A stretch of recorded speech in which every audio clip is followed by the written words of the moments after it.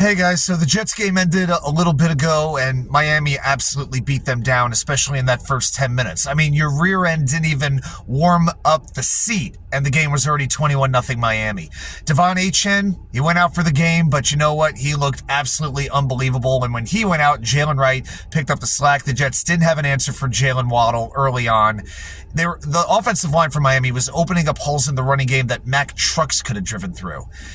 And then as far as the Jets offense goes, you know what? Brady Cook, I give him credit. He did not look out of place. I thought when he was passing down the field, when he threw the ball, it was a very easy release, a smooth release. It was a quick release. I like that.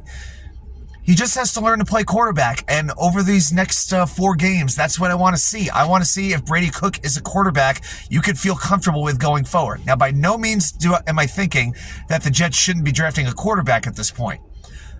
But I will say he had no help at all. Drop after drop after drop after drop. It was really, really frustrating to see all these drops. John Mechie had a walk-in receiving touchdown that he couldn't hold on to. You know, really frustrating. I mean, hey, at least the Jets got another special teams touchdown, if that gets you excited.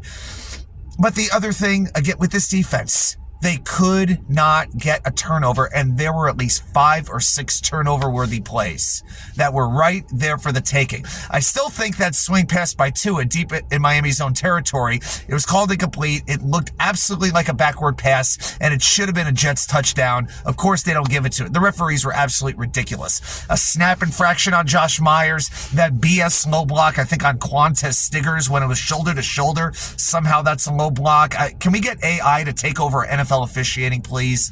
Absolutely ridiculous. But Aaron Glenn took the blame. He said, I didn't have these players ready to play, and you know what? I agree with that. I don't think this was a great game for Aaron Glenn and the coaching staff, except this. They adjusted as they went, and they kept battling. The truth is, the Jets don't have the talent right now. And with these upcoming drafts, with the cap space they have, that could very well change. And I guess if you're a fan of draft position, I guess you're pretty happy right now. You know, New Orleans won, Tennessee won, although I was hoping Cleveland would beat Tennessee. It didn't work out that way. And Indianapolis lost, and of course, all the best to Daniel Jones. It looks like he has an Achilles tear. So now Riley Leonard will be quarterback for Indianapolis as they have a couple of very difficult games to close out the season. San Francisco, Seattle, Jacksonville, for instance.